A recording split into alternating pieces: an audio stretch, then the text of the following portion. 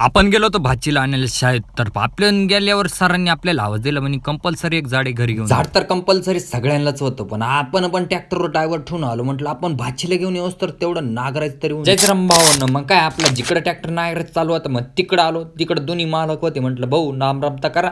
इकडं डायरेक्ट घोणस निघाल्यामुळे आपण थोडंसं पुढं चालू. तर कोणाला घोणस माहित असेल ना, कमेंट मध्ये नक्की सांगा घोणस म्हणजे काय नेमकी काय राहतं. त्याच्यात तर आपलं पूर्ण वावर आपण नागरायचं झालं होतं. झाल्यावर तर असं झालं की ट्रॅक्टरचं डिझेलच संपलं. डिझेल संपल्यावर डिझेल तर घरीच होतं, पण छोट्या ड्रम मध्ये डिझेल असल्यावर मला डायरेक्ट पाय यावं लागलं. नाही तर तुमचा भाऊ डायरेक्ट गाडी घेऊन डायरेक्ट वावरात राहा. आणि थंडीत पण खूप वाढायला लागली होती. मग काय जर्किन टोपी घालून डायरेक्ट वावरात आलो. पण इकडे सनसेट लय भारी झाला तर मस्त. ट्रॅक्टर ड्रम ठेवून देऊ म्हटलं. सूर्यदेवाला म्हटलं वर यावं भाऊ, आता सकाळी म्हणे तुला काय व्हिडिओ काढायचं तेवढं काढा. इकडे आपल्या पोल्ट्री फार्म मध्ये पण पिल्लं आली होती. मग काय पिल्लांकडे गेलो. आपली पण पोल्ट्री फार्म आहे ना, आपल्या पोल्ट्रीत डायरेक्ट 6,000 पिल्ल टाकली होती. 6,000 पिल्लांमध्ये एक पिल्लू लय भारी दिसलं तुम्हाला. आता तुम्हाला एवढे तर बारीक पिल्ले दिसतील, पण नेक्स्ट ब्लॉग मध्ये तुम्हाला याच्यापेक्षा मोठे पिल्ले दाखवतात. तर भेटू नेक्स्ट ब्लॉग मध्ये.